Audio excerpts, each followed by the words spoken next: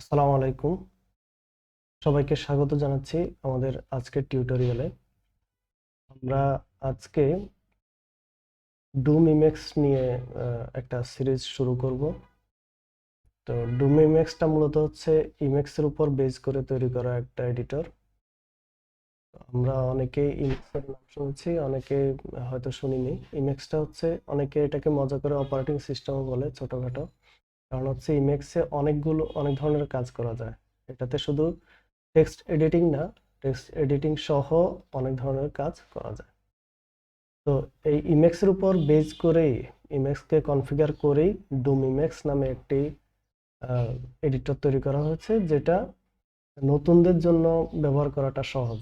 E.max সাধারণত configure করতে আম, সবাই খুব বেশি স্বাচ্ছন্দ্য বোধ করে না, যার কারণে ডুম ইমেক্সটা তৈরি করা হয়েছে যাতে খুব সহজেই সবাই ব্যবহার করতে পারে। তো আমরা স্ক্রিনে চলে যাই।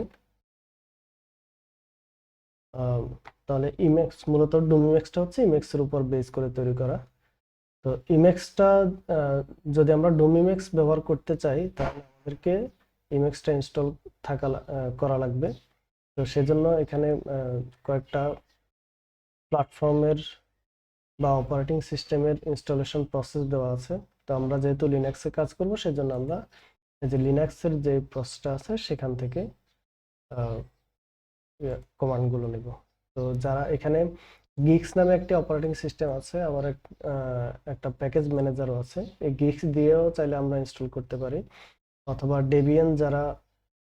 ডেবিয়ান বেসড ডিস্ট্রো যারা ব্যবহার করে তারা এই কমান্ডটা দিয়ে কাজ করতে পারে।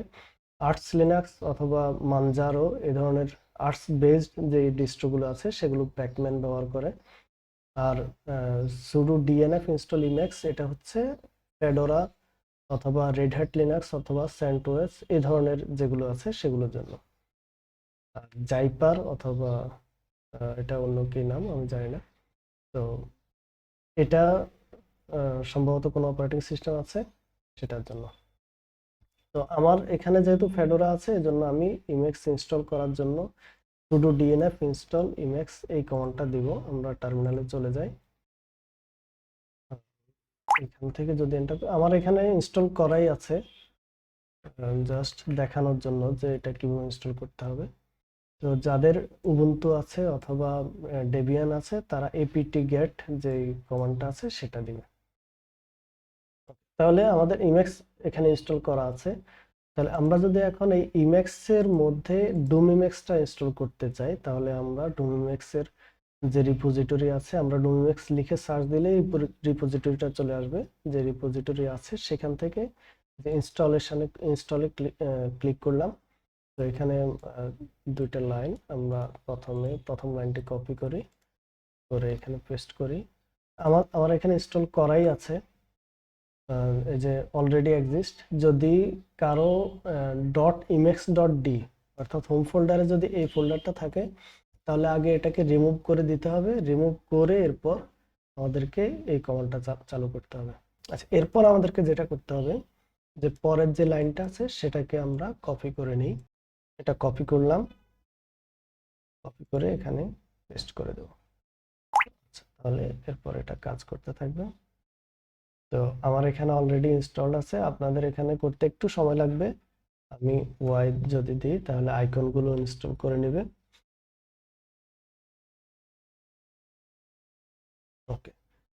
তো এইখানে অনেক সময় আমরা যদি ইনস্টল করার পরও ইমেক্স ওপেন করি, তাহলে হয়তো সবসময় ঠিকভাবে কাজ করবে না।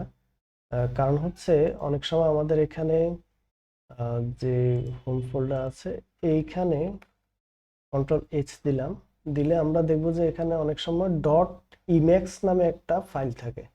তো .emacs ফাইলটা যদি থাকে তাহলে এটা ঠিকভাবে কাজ করবে না। .emacs, শুধু .emacs যে ফাইলটা, ওটা যদি থাকে কাজ করবে না ঠিকভাবে। তো আমরা যেটা করতে হবে যে .emacs যে ফাইলটি আছে ওটা রিমুভ করে দিতে হবে। এটা আমরা চাইলে টার্মিনাল থেকেও পারি। টার্মিনাল থেকে rm.emacs এটা লিখে এন্টার দিলেও সেটা ডিলিট হয়ে যাবে। তো আমার এখানে যেহেতু ফাইলটা নেই, ফাইলটা আমি ডিলিট করে দিয়েছি, এজন্য এই কমান্ডটা এখন কাজ করছে না। আচ্ছা, তাহলে এবার আমরা যদি আমাদের ইমেক্সটা ওপেন করি, ইমেক্স ওপেন যদি করি তাহলে আমরা দেখব যে আমাদের এখানে ডুম ইমেক্স শো করছে। তো ডুম ইমেক্স এর ইনস্টলেশন প্রসেস এটাই। আমার এখানে আগে থেকে ইনস্টল করা ছিল, যার কারণে এখানে সময় কম লেগেছে, কিন্তু আপনারা যখন ইনস্টল করতে যাবেন তখন একটু সময় বেশি লাগবে। তবে প্রসেস এগুলোই, এভাবেই কাজ করতে হবে। তো সবাইকে ধন্যবাদ আজকের টিউটোরিয়ালটা দেখার জন্য। আসসালামু আলাইকুম ওয়া রাহমাতুল্লাহি ওয়া বারাকাতুহু।